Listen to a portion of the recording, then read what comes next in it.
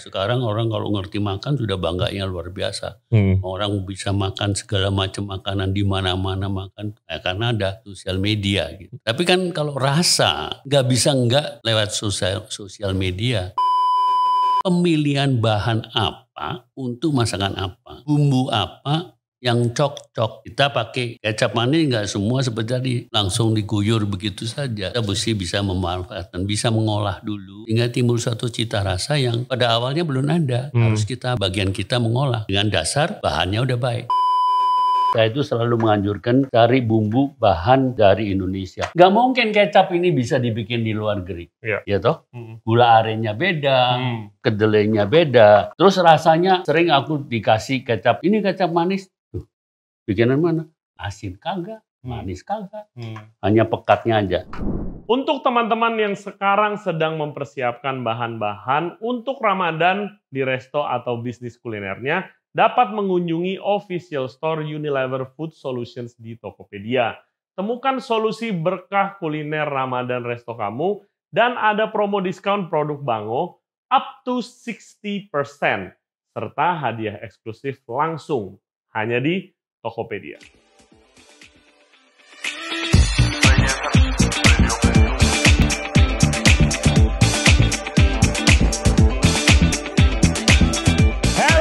Thank you very much for tuning in to Ray Jensen Radio Podcast. Nah, podcast ini adalah kolaborasi Ray Jensen Radio Podcast dengan Unilever Food Solutions Indonesia yang bertema makanan Indonesia yang authentic.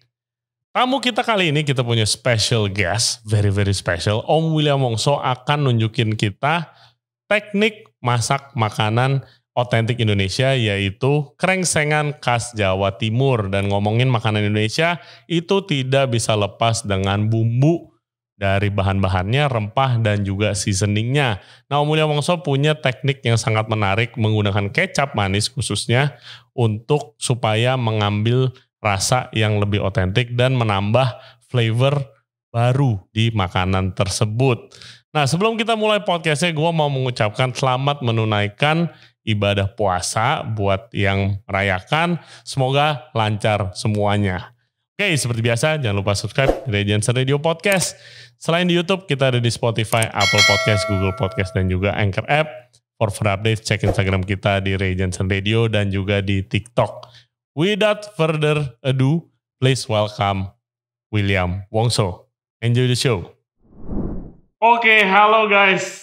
Welcome back to the show. Nah, sekarang kita lagi ditemenin sama Om William Wongso nih untuk masak makanan Indonesia buat inspirasi kalian untuk menu spesial Ramadan di restoran atau bisnis kuliner kalian. Om mau bikin apa, Om? Katanya kamu krengsengan. Aku dari Surabaya nih. Jadi namanya krengsengan di Surabaya itu awalnya kambing. Oke. Tapi itu buat netral. Siapa tahu nanti ada yang enggak. Kalau sapi semuanya bisa. Semua bisa makan sapi. Hanya memang saya mau memberikan sedikit inspirasi di sini. Kalau masakan yang seperti sejenis ini yang dimasak yang lama. Kalau milih bagian daging sapi itu penting. Jangan milih misalnya kalau saya ya. Jangan milih paha misalnya. Daging semua. Atau yang mengandung kolagen. Misalnya sengkel. Pipi sapi, ya kan bentuknya nggak perlu harus kelihatan kotak-kotak seperti utuh seperti itu. Jadi di sini hari ini saya menggunakan daging yang namanya finger meat atau bahasa Inggris intercostal, yaitu daging di antara dua rib. Di tengah-tengah ini itu berlemak-lemaknya. Iya, teksturnya menikmat. Teksturnya kenyal tapi lembut. Tapi kan makanan Indonesia biasanya kalau nggak paha sengkel gitu doang. Iya. Cutnya yang available di pasar tuh jarang ada. Bisa pesan. Oh, bisa pesan. Oke. Ya. Jadi ini bumbu gampang, cabai merah. Kalau cabai rawit ini saya nggak tumis, saya nggak hancurkan, nanti utuh aja. Jadi kalau nanti ada yang mau lebih pedas tinggal dipecahin. Ini bawang merah, bawang putih, masukin. Cabai merah kita dipotel-potel aja gitu. Jadi ini tuh asli makanan Jawa Timur? Jawa Timur. Oke. Ya, seng-sengan. Terus ini kemiri. Kemiri disangrai ya. Sangrai dulu. Ini ada petis. Oke. Petis biasanya itu macam-macam. Jawa Timur petis udang. ya. Ini petis kupang. Jadi rasanya lebih lembut, tidak sepekat rasa seperti udang. Oke. Iya, terus suka ada alergi juga kalau udang. Ya. Ini jahe. Oke. Jahe, daun jeruknya aku pisahkan nanti aja. Kalau mau tambahin serai silakan. Ketumbar. Nah, ketumbarnya harus disangrai dulu supaya wangi. Jadi biasanya suka pada malas. Kita masak ini jangan begini. Ini bikin bumbu, kasih air, terus cemplung semua, digodok sampai nanti asat. Jangan begitu. Kita nggak nemukan lapisan-lapisan rasa. Apalagi kita pakai kecap bango ini, jangan cuma dikucurin aja kecap bango. Kecap bango di sini 2 tahap. Iya, jadi kita mau nanti saya tunjukin cara memakai kecap yang nggak yang itu doang loh guys. Ya. Jadi kayak ada 2 tahap. sendiri. Jadi ini pertama kali saya mau numis jadi kamu bantuin aku ya dengan hand blender. Nggak usah ulek-ulek, ini zaman modern. Sedikit, boleh kasih garam. Gula, garam, lada. Ya, kita masukin semua lah. Garam itu jangan sok rasa langsung dikasihkan rasa garam. Karena kalau nanti sudah rasanya pekat, terlalu asin. Dan sekarang orang tendensi mengurangi garam. Konsumsi garam. Minyak. Nah, pakai minyak, nggak pakai air. Nggak pakai air. Pakai air itu bahaya. Dan sering ini saya nggak panasin nih. Jangan dipanasin. Oke. Sering masak, panaskan, terus ini dijos gitu. Kalau nggak bunyi katanya kurang afdol. Iya, betul. Apa yang terjadi? Ada yang gosong. Sering terjadi. Ya. Khususnya pinggir-pinggir. Jadi mesti apinya nanti kalau sambil udah masuk, baru api dinyalain. Oke. Ya. Oke. Nah ini coba kamu tumis, saya tambah sedikit lagi. Kamu blender ini coba. Oke. Nanti saya siapkan daging. Ini daging ini banyak lemak-lemaknya. Jadi ini nanti yang kalau ditumis diwangikan dulu. Harus ditumis dulu dagingnya supaya wangi. Oke. Baru ditambah sebagian daripada kecap manis. Berarti kayak itu teknik western juga pensil dulu. Itu kita bisa contoh. Jadi bumbu udah jadi ya. Nah, ini dingin. Belum nyala ya? Iya. Belum nyala. Jadi baru tahu loh. Saya api segede-gede biar cepat soalnya lama kan. Kosong. Nanti warnanya nggak bagus. Warnanya bisa kehitam-hitaman. Masak bumbu itu, numis bumbu, lihat ini. Ini masih seperti pasta ya. Iya. Sering-sering kalau masak kan, kapan? Katanya tunggu wangi. Iya. Lah kalau hidungnya bumpet gimana caranya? Enggak lah. Ini sekarang nyalain. Api kecil? Sedang. Api sedang? Ya. Oke. Nah, ini kita lihat ya. Ini mengandung kelembapan. Bahan-bahan nanti kan masih basah. Airnya, ya. Tambah minyak lagi. Karena sekarang berpadu, karena blender kamu itu kan seperti homogen nih. Nah, kalau kita hidungnya bumpet, kita lihat dulu. Nanti sama pelan-pelan, pada dia masak, kan nguap ini. Dia mulai sedikit-sedikit menguap. Nah, setelah nguap, berkurang kelembapannya, minyaknya nanti terpisah. Iya, nah, keluar minyaknya. Nanti seperti ada pulau-pulau. Nah, itu udah kurang lebih. Tapi tuh coba saya mau nanya Om, jadi kalau misalnya biasanya kan saya juga gitu, palingan cium-cium. Oh, udah nggak langu, udah selesai. Tapi sampai kapan dia tahu ini udah selesai? Nanti kita lihat. Oke. Kalau sudah kepulauannya seperti Indonesia gitu, ya. Nah, minyaknya bisa. Oke, wah belajar yang bisa. Ya kan nggak bisa kita main cium lagi kena flu pakai masker tuh masak. Iya betul.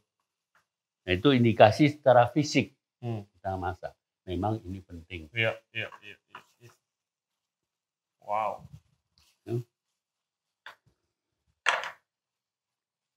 Mau dikecilin namanya? Ya boleh sedikit lagi kecilin. Ya. Nah Om ini kan udah di bulan Ramadan nih. Nah Om pasti sering dong Om waktu dikasih tanggung jawab buat masak orang bukber. Buat orang bukber. Nah pengalaman Om kayak gimana? Kalau masak bukber itu apalagi di rumah, masak seperti ini kan lama. Yeah. Sekali aja bikin banyak-banyak untuk diporsiin gitu. Bahan semua udah jadi, ya daging semua udah matang. Yeah. Apalagi yang sup, bubur sudah matang juga nggak ada masalah, bisa tinggal dikukus, dia udah bisa dipakai gitu. Nah kan nggak mungkin pagi-pagi udah nyiapin ngeracik bumbu apa semua. Kalau di restoran, Om pernah dong di luar negeri? Sama, semuanya mise en place. Kalau di restoran kan mise en place, semuanya sudah disiapkan. Kamu lihat ini mau lain keluar minyak kan? Nah, tapi di atas kan masih kelembapannya masih penuh gitu. Sekarang udah mulai mengkilat begini.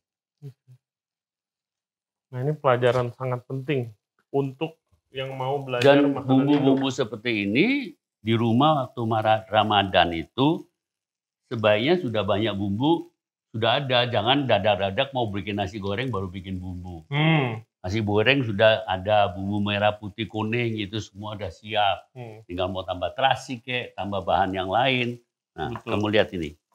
Ya. Mulai kan keluar minyaknya. Nah, tapi kan yang tengah kan bagian tengah masih basah kan. Nah. Nih. Pasti masih sudah bagian ada wanginya tapi bagian langunya masih ada gitu. Nah untuk belajar bumbu makanan Indonesia, bumbu Indonesia kan banyak banget jenisnya. Untuk belajar supaya dapat balance yang pas itu, Om ada tips nggak buat chef-chef? Tipnya adalah kamu mau belajar masakan Aceh ke Aceh dulu. Jangan lihat dari Google. Iya. Google itu nggak bisa ngasih rasa kan? Betul. Bisa kasih resep tapi dia nggak bisa kasih rasa. Jadi kamu yang paling otentik itu adalah cek ke sana, rasa seperti apa, nanti kamu bisa tahu koreksinya bagaimana karena ada bahan tertentu nggak ada. Betul. Ya, kamu bikin peliu, tahu-tahu ya pelinya nggak ada di sini. Nah, peliu itu jadi fermentasi kelapa. Ya, fermentasi kelapa yang sudah diperes minyaknya. Nah, kamu lihat nih, minyaknya kan bisa dideketin syutingnya. Minyaknya mulai keluar kan? Iya. Nah, itu kelembapannya sudah lebih kurang gitu. Oke. Ini proses Indonesia itu unik adalah proses bumbu. Ini kunci suksesnya masakan Indonesia. Sering aku coba makanan kurang itu karena tidak tuntas matangnya. Bumbunya masih mentah jadi ada aroma yang langu. Ya. Oke.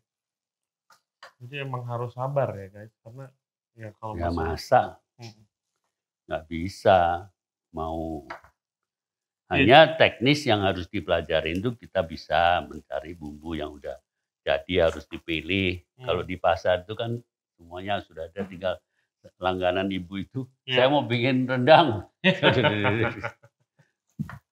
Ya tapi rawon. Tips yang bagus tadi Om bilang, jadi untuk mise en place, jadi untuk di restoran atau di rumah, bumbu tuh harus ready, bumbu putih, bumbu kuning, bumbu merah. Mau bikin ayam goreng, masuk ngungkep pagi-pagi. Iya, betul. Bikin sekalian yang banyak, taruh chiller atau taruh freezer. Dan bumbu itu bisa beku kan? Bisa dibekukan. Bisa dibekuin, jadi bisa langsung siap-siap. Apalagi waktu kamu sekarang boleh cium, kamu kan nggak pilek. Jadi nah, ini langunya masih ada itu. Masih ada ya, biarpun kelihatannya udah kegoreng, tapi masih ada langunya. Iya. Nah, kalau begini boleh gak sih kasih air atau apa gitu? Enggak lah. Kalau kamu kasih air, ya keulang lagi, kerebus lagi. Kerebus lagi dia. Nanti biar masaknya selanjutnya di makanan gitu. Nah, ini bumbu dasar ini sangat penting buat masakan Indonesia. Harus sabar. Ini baru sedikit. Bayangin kalau 10 kilo, masak ini 10 kilo kira-kira 5-6 jam. Yep. Nah Om, kalau misalnya masak luar negeri, bumbu udah bawa jadi? Bawa. Gini, orang tanya, di sana ada bahannya. Di sana ada serai. Di sana ada lengkuas. Yang satu, coba dipotel serainya. Kamu bau, nggak ada baunya. Karena sering hibrida. Enggak. Karena banyak tanaman itu hibrida. Seperti orang tanya hibrida itu apa? Bedanya ayam kampung sama ayam broiler apa? Ayam kampung 4 bulan baru dimakan. Ayam broiler 1 bulan, 30 hari sudah dipotong. Banyak airnya. Dan mahal. Itu yang bawang merah tadi di luar negeri gede. Betul. Beda. Apakah penting kalau mungkin ada yang dengerin kita dari luar negeri Om? Apakah penting sebisa mungkin cari bumbunya yang dari Indo juga? Bumbu jadi, yang saya pilih bumbu jadi yang bagus ya Indonesia. Sekarang sudah mulai karena ada program itu apa Indonesia Spice Up the World. Saya itu selalu menganjurkan cari bumbu bahan dari Indonesia. Gak mungkin kecap ini bisa dibikin di luar negeri. Ya toh, gula arennya beda, kedelainya beda. Terus rasanya sering aku dikasih kecap, ini kecap manis, tuh, bikinan mana? Asin kagak, manis kagak, hanya pekatnya aja. Ya kayak bilangnya sweet soy sauce. Ya, nah. Oke, ini warnanya juga udah mulai lebih gelap ya. Nah ini harus hati-hati, kalau kamu terlalu panas dia coklat, saya nggak mau warna ini jadi coklat. Ya. Sama sekali nggak nambah air. Nggak. Oh itu harus dihindarin.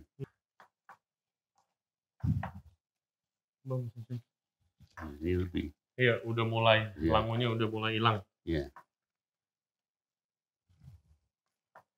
Makanya sering di rumah tuh pada nggak mau masak masakan Indonesia ya ini proses ini lama. Kalau udah harus bikin sendiri, tapi yang bikin. Bisa nggak sih Om kalau misalnya ini saya kepikiran aja, bisa nggak kalau bumbu itu masaknya di oven? Buat kalau orang di restoran? Oh nggak bisa. Nggak bisa ya? Harus sekali-sekali harus diaduk. Harus diaduk. Bisa, tapi ya itu harus rajin ngaduk. Saya pernah di luar negeri nggak ada kompor gini. Suruh bikin masakan Indonesia terus adanya kombi oven gitu. Nah kalau ini harus panas karena daging. Pensir. Jadi saya mau di roast, di seared, itu yang wangi. Nah kalau kamu ini bedanya, bisa nggak ini dicemplungkan nanti di air dengan air? Bisa aja, tapi taste-nya masih beda. Iya. Itu nah ini biasa saya lihat teknik ini kan di makanan Eropa. Ya. Dan kerak di sini nggak boleh dibuang. Betul. Nah ini bumbu nanti masuk sini. Kalau di sini ada kerak-kerak ini kita tinggal basahin dengan air untuk dimasukkan ke sini supaya aroma-aroma itu tidak hilang gitu. Jadi panas untuk ngesir daging. Ya, kurang bisa tinggi. Kurang besar. Ya. Kalau ini harus panas. Kalau sudah dapat seared-nya, kecilin dikit. Nggak perlu terlalu matang karena nanti ada proses matangnya di sini, di wajan ini. Nah Om asli Jawa Timur, apa yang bisa Om ceritain tentang krengsengan? Ini makanan sebenarnya makanan jalanan. Tempat banyak suka jual sate kambing juga dia bikin krengsengan. Sama dengan kalau di Jogja tongseng gitu. Tapi kalau tongseng kan mentah. Daging tumis bentar, kasihin kuah dari kasihin bawang merahnya banyak. Waktu numis kasihin kuah dari gulainya. Kecap.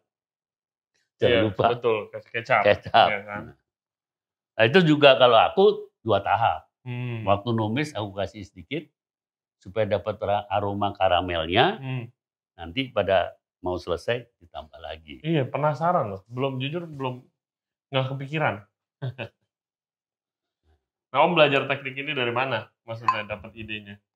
Ini semua masak itu ada logikanya dari kita di mana-mana belajar. Oh ya kenapa kenapa kita nggak bisa aplikasi ke makanan kita. Betul. Kalau kita belajar di luar gitu. Itu yang saya temukan.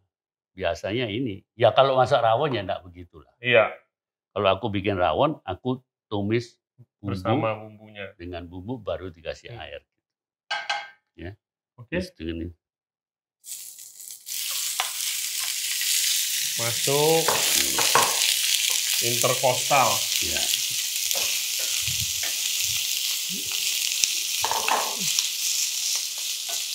Ini. Nah, Om kenapa pakai interkostal, Om? Pernah ngetesnya yang mana? Aku suka, kan dagingnya berlemak, kenyal. Iya, teksturnya enak banget sih. Teksturnya enak. Dan masaknya juga nggak perlu lama, ya tergantung kualitas dagingnya lagi ya. Jadi ini jangan diaduk dulu, biar nanti dibalik lagi gitu. Iya, biar dia cari warnanya dulu. Iya. Nggak sampai coklat. Banyak yang bilang juga kalau makanan Indonesia sapinya kalau pakai sapi bukan sapi lokal gitu, nggak bisa. Siapa bilang nggak bisa? Karena ada beberapa makanan yang masaknya kan lama. Malah kalau yang lama cocoknya lah sapi lokal. Nih, gosong-gosong gini nih. Iya. Ini kan aroma nih. Kamu sekarang udah bau aroma ya kan? Iya. Ya. Betul. Oke, jadi penting guys, ini tips ya. Jadi pan-nya itu harus panas minyaknya. Yang kedua, dagingnya nggak boleh terlalu dingin. Ya. Ya kan, keluarin dagingnya sebelum masak dari kulkas. Kalau nggak bakalan dapet warnanya. Nah, di stage ini orang tuh juga banyak takut, Om. Jadi setengah-setengah. Nggak ya boleh. Kan? Kalau daging nggak, sama aja bikin steak juga awalnya harus panas gitu. Nah, nanti ini baru kita kecilkan.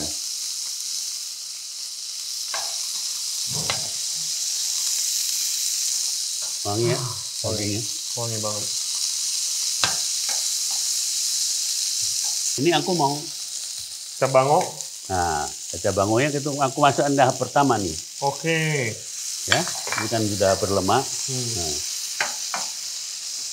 ini baunya udah beda lagi nih sekarang. Ya. Ya. Ini menarik sih, ini teknik baru sih, belum pernah lihat. Jangan sampai terlalu kosong, terus sekarang kita masukin bumbunya. Jadi di glaze, di coating sama kecap manisnya. Ya, itu dulu. Ya. Ya. Baru ditumis sama bumbu. Bumbu masuk. Nah, kalau ini apinya api sedang ya? Api sedang. Api sedang aja. Udah. Kalau api terlalu panas, dia nanti dagingnya mengkeret. Nah, ini dimasuk. Nah, petis kita masukkan. Petis juga terserah. Aku kan dari timur, aku mau agak banyakkan dikit, aku kasihin petisnya. Oke. Terus apa? Ini perlu lagi? Ya, ini habisin semua nih. Air, aku perlu air. Ini Om, air. Airnya nggak perlu terlalu banyak, ya. Oke, masuk air, didihin dulu. Ya. Oke. Karena gini, sering-sering itu kalau masak daging, maunya terlalu cepat, jadi apinya digedekan. Apa yang terjadi? Daging itu mengkeret. Kolagennya keluar semua. Gitu. Ini saya mau bertahan. Jadi nanti makannya itu lebih nikmat.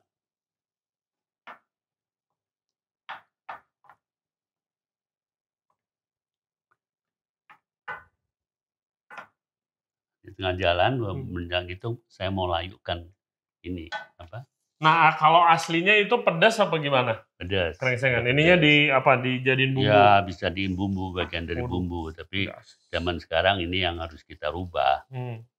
Aduk sampai dia ini kita masukkan. Jadi biar dia layu.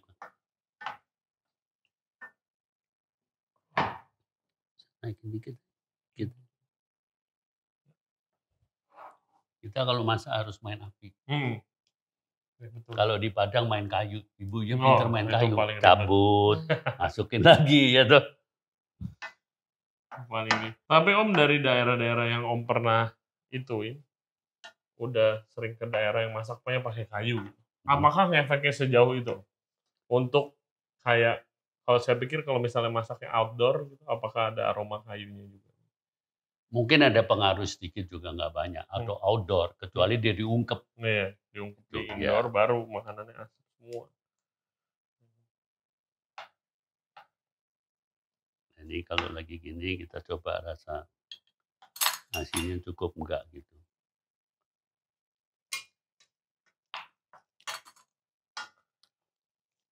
Nah sini ya. Ya, tambah garam. Oke, jadi kecapnya ini udah tahap pertama tadi. Tadi berapa? Nanti menjelang kita mau selesai, saya tambahin lagi. Oke. Itu kecap tambah. Kedua. Kalau yang mau makan mau nambah lagi, itu urusan pribadi. Ya. Jadi nambah apa? Flavornya. Ini padanan paling cocok makanan ini adalah emping. Emping? Dua. Kalau aku ya. Makan sama emping. Oke, jadi ini nunggu sampai dia dagingnya rada empuk. Oke. Jadi sekarang aku tambahin yang tahap kedua. Jadi ini kan mau rebusan. Ya. Dia jadi tidak terjadi karamelisasi. Kalau yang tadi pertama sudah dikaramelisasi, ini enggak. Dan ini juga pakainya sesuai dengan selera masing-masing ya. Ada yang mau lebih manis. Tapi biasa khasnya kan emang manis makanan. Nggak manis banget. Ini kan Jawa Timur. Iya.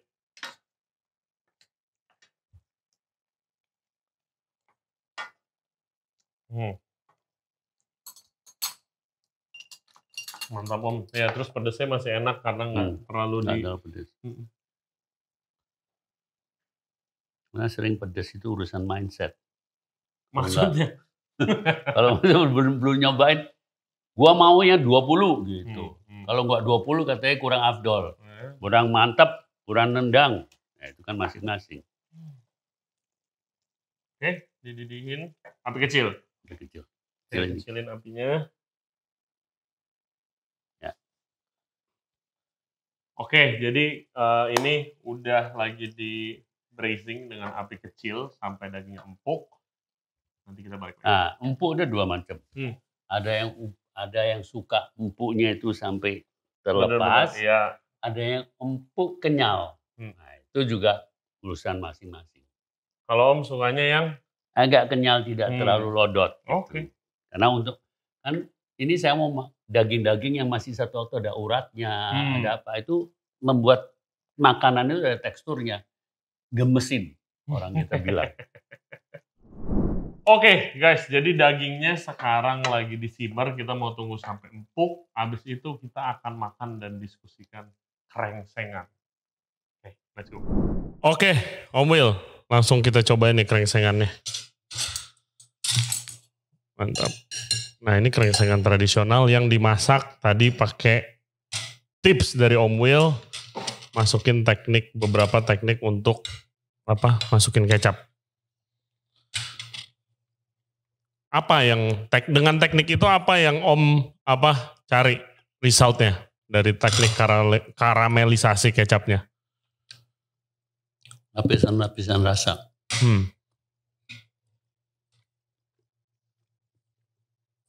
Nah kalau kita mau masak biasa kan bahan sudah ditumis, daging digodok, cemplungin, selesai. Iya, jadi ini ada rasa yang manisnya yang nempel dan ada yang bumbuin sausnya. Juga ya kualitas daging pilihannya macam-macam. Bagian daging itu yang penting juga buat aku kalau masak-masak ini. Iya. Daging bagian apa? Nah ini kita pakai interkostal tadi ya. Interkostal ya memang kualitasnya bagus jadi masaknya juga nggak terlalu lama. Pakai pan-seared, seperti bikin steak, bumbuin. Kunci juga bumbu, numisnya tuh harus benar. Iya, tadi kita spend waktu, ya tadi guys gue ingetin lagi ya. Jadi kalau bumbunya itu tadi tidak pakai air sama sekali.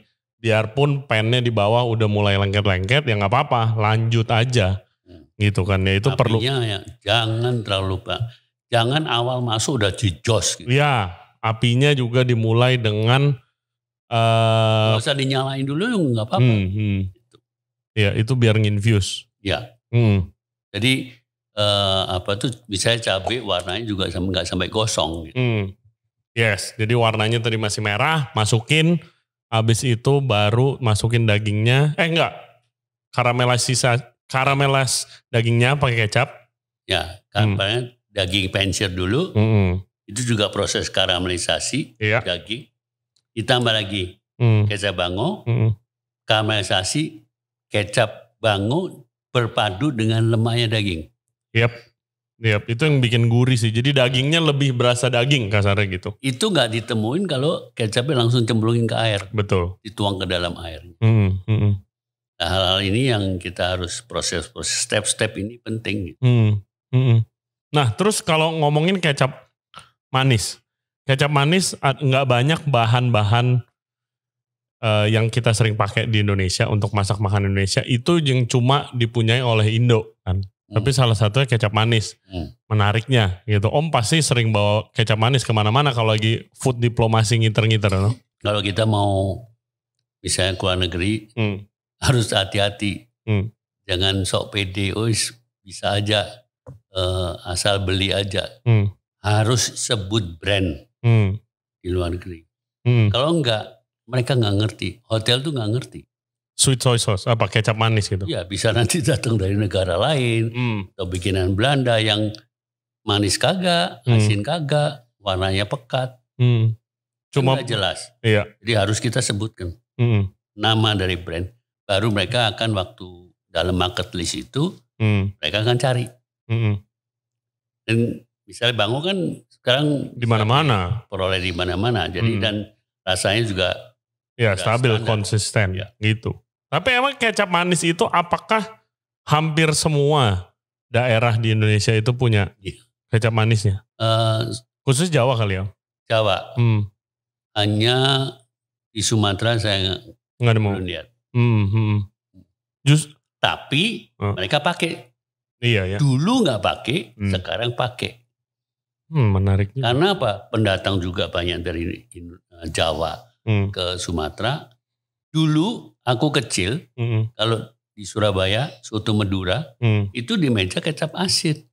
Oke. Soto ayam kecap asin. Sekarang minimum dia pakai kecap manis dan kecap asin. Udah berubah. Jadi selera orang itu kan bisa berubah karena pengaruh dari pendatang.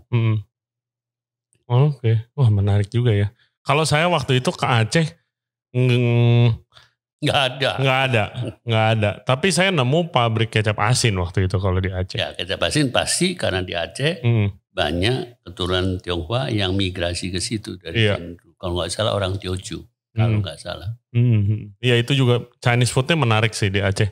Udah campuran makanan Sumatera. Bisa dikasih daun ketemurui. Iya. Daun kari. Iya, dikasih daun kari. Tapi bentuknya Chinese food rasanya udah berbaur, berbaur dengan mereka. Makanya itu gak sih Om yang bikin susah kalau misalnya orang bilang oke, makanan Indonesia tuh apa gitu. Karena saking banyak dan saking besarnya gitu. Makanan Indonesia. Makanan daerah. Kita harus sebut daerah mana. Dan tiap daerah punya karakteristik sesuai dengan budaya kuliner masing-masing dan kearifan lokal masing-masing. Sering makanan daerah itu nggak bisa secara murni 100% datang ke daerah lain. Bahannya nggak ada. Kecuali bahannya memang diekspor. Sebenarnya kita nggak ada masalah. Kalau dari Jepang aja semua bahan bisa didatangin ke Indonesia. Masuk dari Aceh nggak bisa didatangin ke Jakarta. Sudah ada pasar untuk kamu beli juga ada di sini. Oh, ada. Asam sunti juga sudah ada. Nah, apa yang kita lakuin karena soal pengenalan nih, Om, makanan Indonesia orang taunya masih itu-itu aja kalau menurut saya, apalagi di Jakarta gitu. Sekarang memang tidak mungkin. Nggak ada orang yang bisa nyobain makanan Indonesia, seluruh Indonesia sampai begitu detail. Om mungkin paling banyak kali. Bondan. Oh, Pak Bondan. Pak Bondan. Ya. Rendang aja tiap nagari punya versi sendiri. Iya. Nah, tapi gosongnya sama. Merandangnya sama. Bahannya bisa beda karena tempat tumbuhnya santan kelapa berbeda-beda.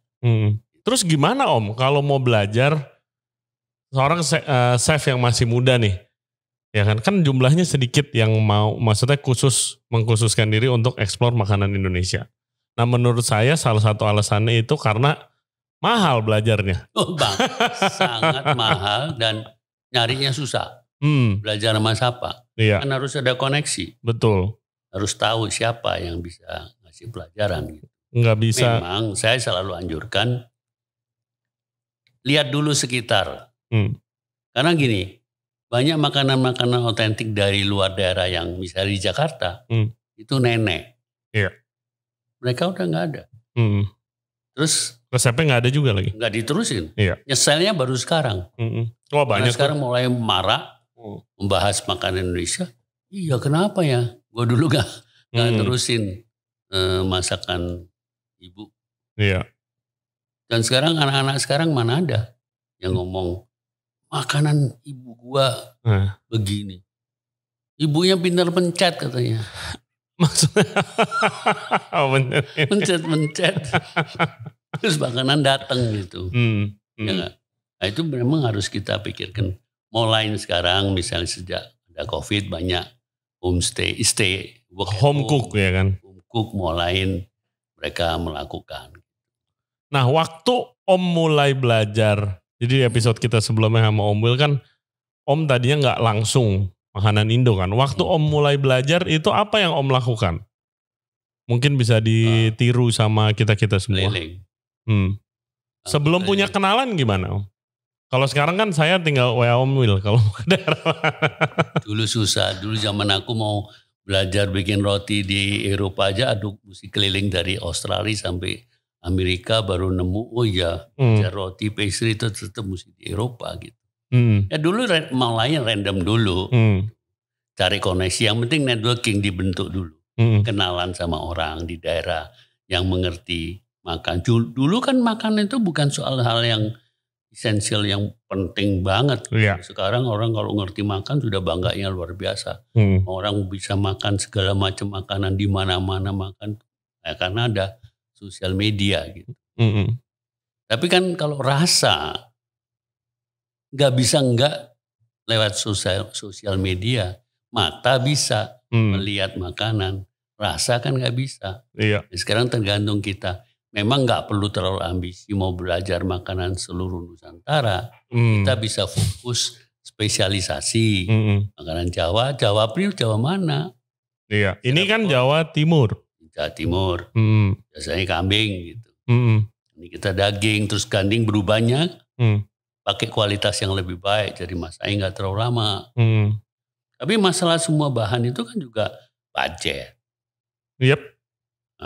Yang penting sekali kembali lagi pemilihan bahan apa untuk masakan apa.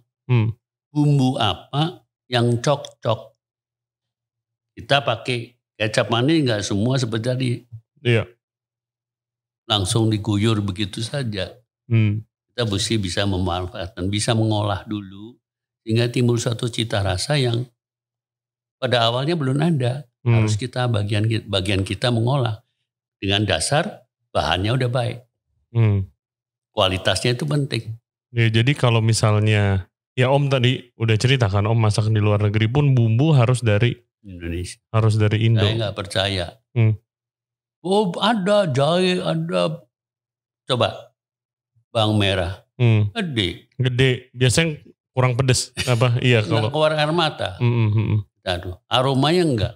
Serai kita patah 2. 3 biji di Sydney $3.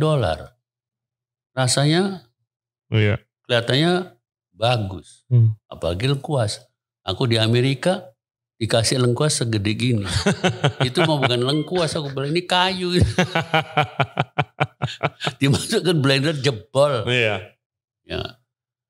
Jadi tetap makanya GI itu penting, Geography Identification itu penting.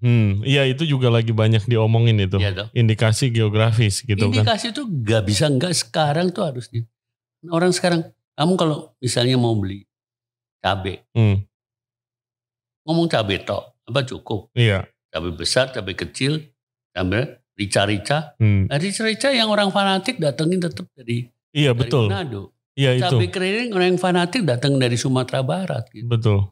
Itu nggak bisa ditipu. Iya. Hanya fisik. Sama. Iya. Tapi beda. Iya jadi emang. Ya berdasarkan podcast ini kan saya sering ngobrol-ngobrol sama yang punya restoran, mungkin restoran Padang, restoran Manado itu ya mereka saklek bumbunya harus dari situ bahannya gitu karena beda apalagi yang dari luar negeri gitu. Iya. Sama keriting tapi gak tahu dia dari negara anta beranta yang nanem dikirim ke sini gitu misalnya. Iya. Nah Om dari food diplomasi gitu apakah udah melihat kan Om sering masak di luar negeri untuk mempromosikan makanan Indonesia. Apakah Om udah lihat hasilnya sekarang makanan Indonesia? Mulai kelihatan gak hasilnya? Makanan Indonesia mungkin lebih dikenal. Ada, lebih dikenal. Hura-huranya juga banyak karena sosmed. Ini masuk ranking sekian, masuk ranking dari mana juga aku juga gak jelas. Ranking itu ngambil patokannya di mana. Kalau ranking patok yang voting dari Indonesia ya pasti menang lah.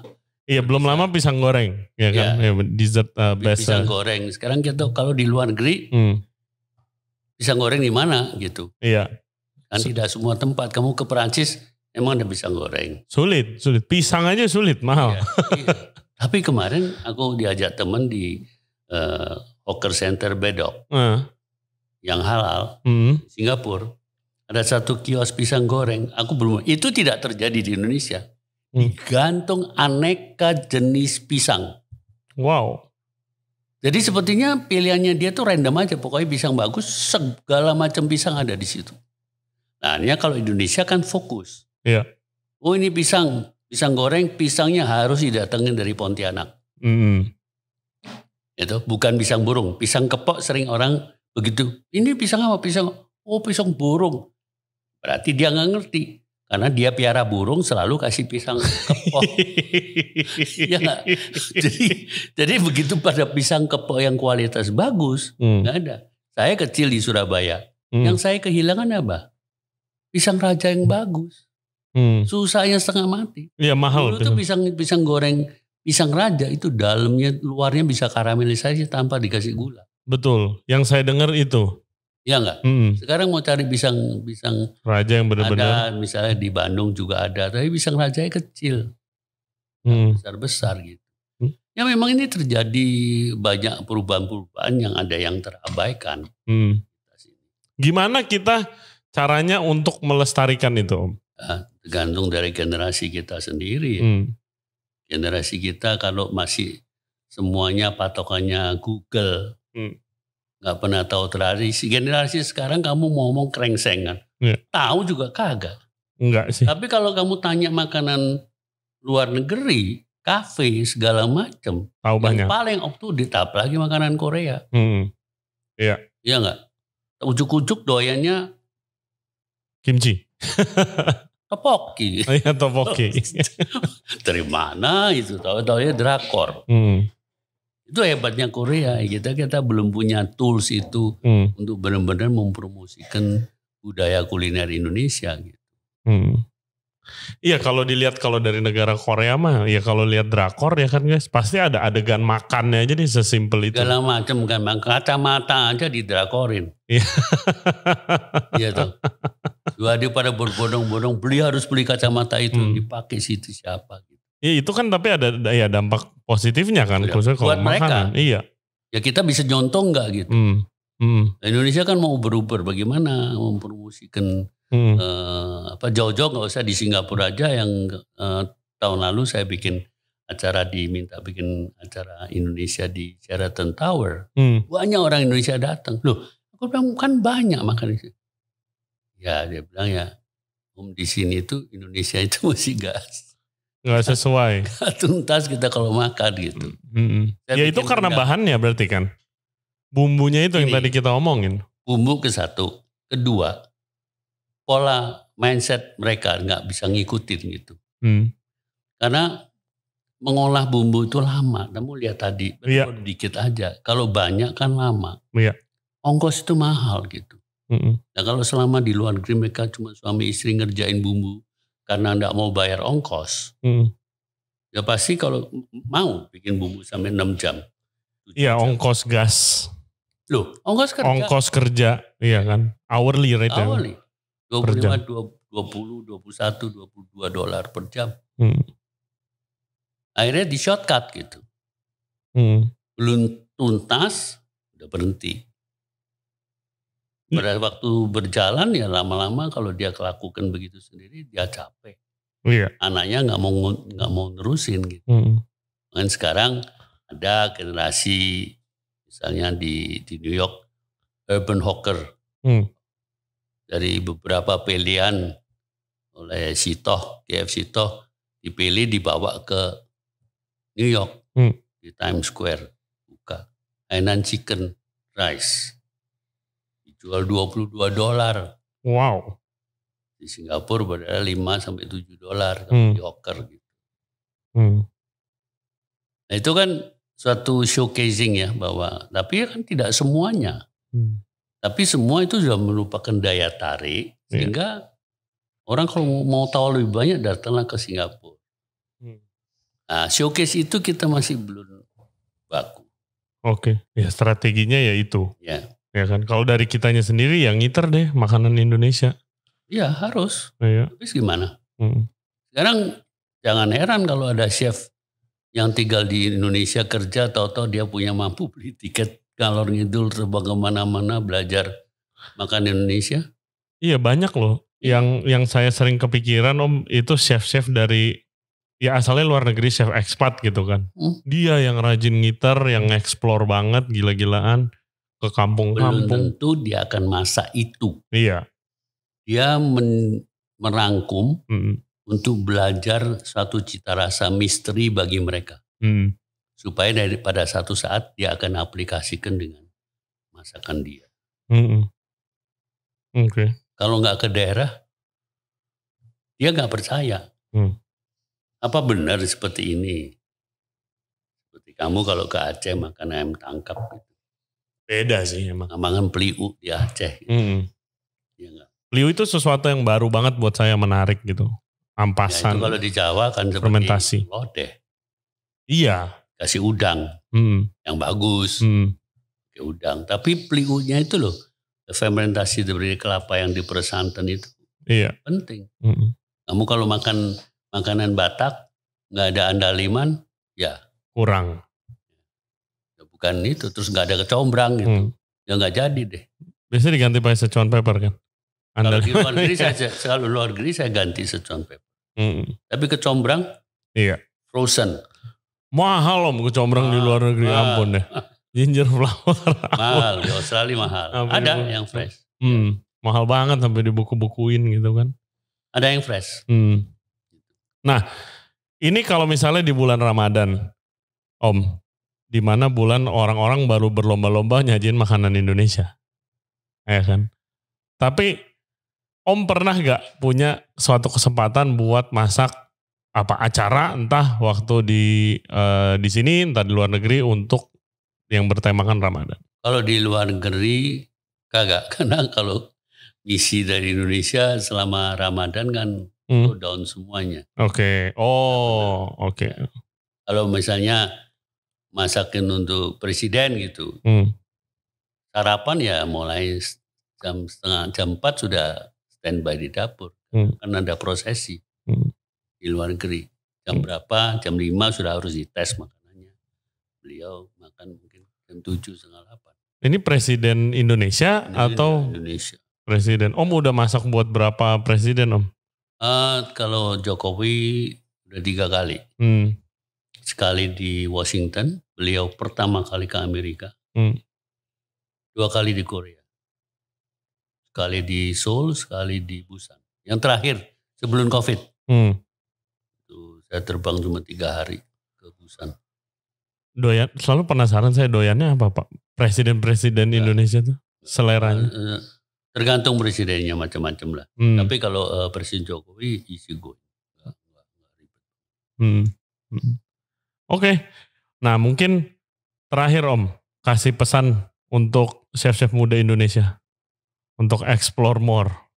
Ini kita selama kita sebagai bangsa Indonesia kita mau jadi seorang chef, ya memang saya juga ngerti sulit di Indonesia itu belajar. Lucu kan, ironi kan? Indonesia belajar bahasa Indonesia itu sulit. Tapi ya memang harus punya kiat, harus tetap sadar bahwa apapun nanti dia jurusannya di bidang masak-memasak, jangan abaikan bahwa ada elemen-elemen Indonesia yang bisa kamu aplikasikan nantinya. Di dalam masak-masakan the future. Bahwa jangan main dikit-dikit fusion. Ya, saya cuma pesan itu. Fusion itu selalu menimbulkan confusion. Kamu tidak akan memperkenalkan makanan Indonesia itu secara fusion. Lain seperti Thailand. Thailand makanan klasiknya udah dikenal seluruh dunia. Betul. Makanan India sudah dikenal di seluruh dunia. Akhirnya keluar chef India namanya Gagan yang bisa memadukan. Tapi standarnya makanan India itu sudah ada dan dikenal. Kita tuh masih belum. Gitu. Standarnya masih nggak jelas gitu. Kalau kamu bilang tom yum ke orang Amerika, udah tahu gitu kan. Patokannya udah tahu. Paling dia bilang ya gua nggak suka pedas. Tapi jelas. Saya makan banyak makanan Thailand. Thailand itu di Sydney ada 1.000 lebih restoran. Wow. Semuanya cukup baik, hanya sesuatu yang saya anggap tidak seperti Thailand adalah kepekatan aroma. Serai, daun jeruk. Itu lemah bagian itu. Karena bahan-bahan mereka harus pakai bahan segar yang diperoleh di tempat. Demikian juga Vietnam. Pho bagus di mana-mana. Tapi nggak bisa pho yang seperti saya di Vietnam. Karena lalapannya daun-daun. Iya, daun-daunnya itu susah tuh. Iya, nggak lengkap. Tapi it's okay, mereka populer sekali. Bahwa pameran tourism di ITB misalnya, Vietnam ngeluarin pho. Jadi dia fokus satu produk agar dikenal menjadi satu ikon makanan. Kalau orang tahu pho, dia tahu itu Vietnam. Orang tahu banh mi, langsung tahu itu Vietnam. Iya. Jam 2 siang aku di Sydney ngantri makan banh mi. Jam 2 siang. Tapi kayak Om pernah kejadian begini gak sih Om? Karena kan orang Indonesia demen banget ngomen nih kan. Kalau giliran kita mau membuat makanan untuk memperkenalkan gitu di luar negeri misalnya. Tapi kayak bahannya gak lengkap, bahannya gak ada. Ini mah modifan bukan, misalnya Om bawa kerengsengan. Ini bukan kerengsengan, ini mah kerengsengan musuhnya begini-begini. Itu kan sering terjadi sejak lama sekali. Menurut aku, selama makan Indonesia itu bumbunya masih random dicari di sana, yang semuanya nggak semuanya terlalu lengkap, pola-pola olahnya mahal, akan tetap.